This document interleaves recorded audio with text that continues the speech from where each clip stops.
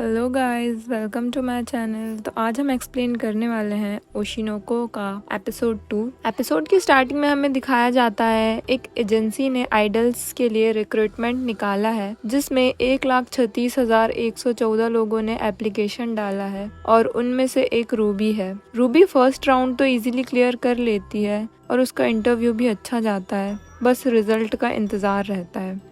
Scene change होता है। Ruby अपने फ्रेंड्स के साथ क्लास में बैठी हुई थी और उसके फ्रेंड उसे बोलते हैं कि वो कितनी खूबसूरत है और उसकी डांसिंग स्किल्स भी कितनी अच्छी हैं। उसे बस सिंगिंग को बेटर करना है और फिर वो इजीली आइडल बन जाएगी। फिर हमें दिखाया जाता है रूबी घर जा रही होती है और अपने 2 सीक्रेट्स के बारे में सोचती है जो उसने अपने फ्रेंड्स को भी नहीं बताए हैं। पहला सीक्रेट कि वो लेजेंडरी आइडल आई की बेटी है और दूसरा कि उसे अपनी पास्ट लाइफ की सारी मेमोरीज याद हैं। वो आई के साथ बिताए हुए टाइम को याद करती है और कहती है कि वो अपनी मॉम की तरह आइडल बनेगी और वो घर आकर भी यही सोचती रहती है। फिर वहाँ एक्वा आ जाता है और कहता है कि तुम अपने सपनों के चक्कर में हाई स्कूल एंट्रेंस एग्जाम को मत भूल जाना। रूबी कहती है जिस स्कूल में वो लोग जा रहे हैं वहाँ एंटरटेनमेंट डिपार्टमेंट को ज्यादा इम्पोर्टेंस दिया जाता है और अगर वो आइडल बन गई तो उसे पढ़ने की जरूरत भी नहीं पड़ेगी। एक्वा कहता है अपने सपनों के पीछे अपनी लाइफ खराब मत कर लेना। आइडल्स को 30 साल में ही रिटायरमेंट दे दिया जाता है और फिर उन्हें बहुत कम पैसा भी दिया जाता है।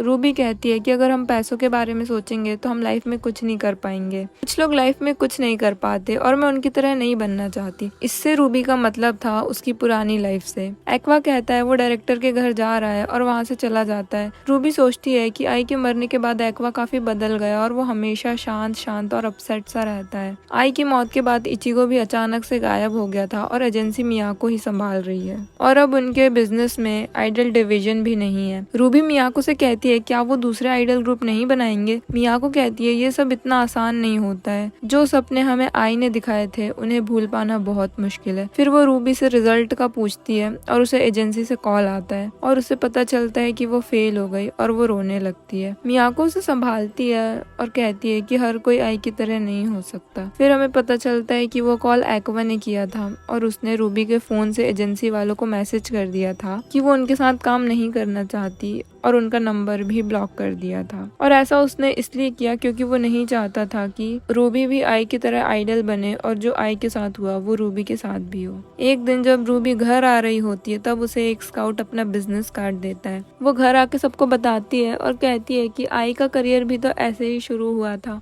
मियाको कॉन्ट्रैक्ट के बारे में पूछती है तो रूबी बताती है कि वो अपना कॉन्सर्ट दिखाएंगे तब ही कॉन्ट्रैक्ट के बारे में भी बताएंगे। एक्वा और मियाको अकेले में बात कर रहे होते हैं। मियाको कहती है मैं समझ सकती हूँ कि तुम उसे आइडल क्यों नहीं बनने देना चाहते, पर वो मेरी बेटी की तरह है। मैं उसे उसके सपनों से दूर नहीं कर सकती। वो जैसे जैसे बड़ी हो रही है बिल्कुल आई की तरह ही बनती जा रही है। एक्वा कहता है वो रूबी को आइडल बनने नहीं देगा चाहे कुछ भी हो जाए। एक्वा उस स्काउट का बिजनेस कार्ड ले जाता है और उनकी लोकेशन पर जाता है। वहाँ वो एक आइडल को खुद का बिजनेस कार्ड देता है और वो आइडल काफी इम्प्रेस हो जाती है क्योंकि उसकी मॉम उनकी एजेंसी के आइडल ग्रुप की बहुत बड़ी फैन थी। एक्वा उसे अपनी एजेंसी ले आता है और कहता है वो उसे ज्यादा पैसे देगा अगर वो उसकी एजेंसी का सारा सच बता देगी। तो वो बताती है कि उन्हें बहुत कम पैसा दिया जाता है और फैंस के साथ सेल्फी लेने पर कमीशन भी मिलता है। उन्हें ट्रांसपोर्टेशन, मेकअप वगैरह का खर्चा खुद ही उठाना पड़ता है। वो महीने का 1,00,000 येन भी नहीं कमा पाती।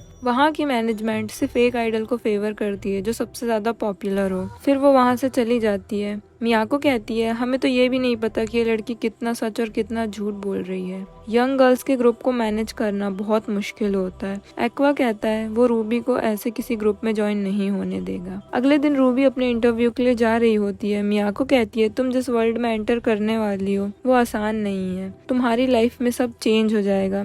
रूबी कहती है कि उसे एक्वा ने ये सब बता चुका है। वो बिल्कुल अपनी मॉम की तरह बनना चाहती है। मियाको कहती है अगर तुम सच में आइडल बनना चाहती हो तो हमारी एजेंसी ज्वाइन कर लो। रूबी मान जाती है और कॉन्ट्रैक्ट साइन कर देती है। एक्वा डायरेक्टर के घर जाता है और हमें पता चलता है कि वो डायरेक्टर के लिए एडिटर का काम कर रहा है। ताइशी रूबी के बारे में पूछता है। एक्वा कहता है कि किसी दूसरे के ग्रुप में भेजने से अच्छा है कि वो फैमिली का ग्रुप ही ज्वाइन कर ले। ताइशी उससे स्कूल के बारे में पूछता है और आगे कहता है कि जब तुम मेरे पास आए थे तो मुझे लगा था कि तुम एक्टर बनना चाहते हो। एक्वा मन में कहता है कि वो सब उसके प्लान का हिस्सा है। मेन काम तो उसके फादर को ढूंढना है जिसकी वजह से आई मारी गई थी। वो सोचता है कि वो अपने फादर को डीएनए के थ्रू ढूंढ सकता है और उसके लिए उसे उस पोजीशन तक जाना होगा जहां वो उन लोगों से मिल सके, और एक्टर बनना सबसे अच्छा रास्ता था। एक्वा ताइशी से कहता है कि मुझ में आई जैसी एक्टिंग स्किल्स नहीं है और मैं ज्यादा सपने नहीं देखता। ताइशी कहता है कि तुम्हें इतनी जल्दी हार नहीं माननी चाहिए। फिर वहाँ ताइशी की मॉम आ जाती है। ताइशी उन्हें भगाने की कोशिश करता है पर उल्टा खुद गाली खा जाता है। ताइशी एक्वा को समझाता है एक एग्जाम्पल देकर कि तुम कभी लॉटरी नहीं जीत सकते अगर तुम कभी टिकट ही नहीं खरीदोगे।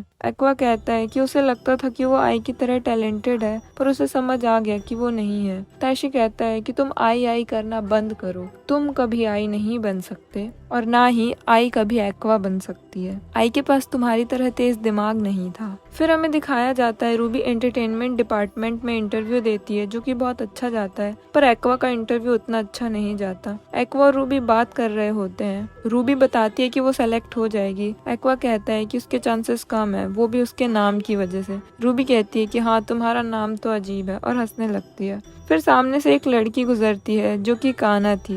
वो एक्वा को पहचान लेती है पर एक्वा उसे नहीं पहचान पाता। फिर काना उसे याद दिलाती है कि उन दोनों ने एक मूवी में साथ में काम किया था। फिर वो एक्वा से पूछती है कि क्या उसने भी एंटरटेनमेंट डिपार्टमेंट लिया है। एक्वा बताता है कि उसने जनरल डिपार्टमेंट लिया है और ये सुनकर काना शॉक्ड रह जाती है और एपिसोड खत्म हो जाता है।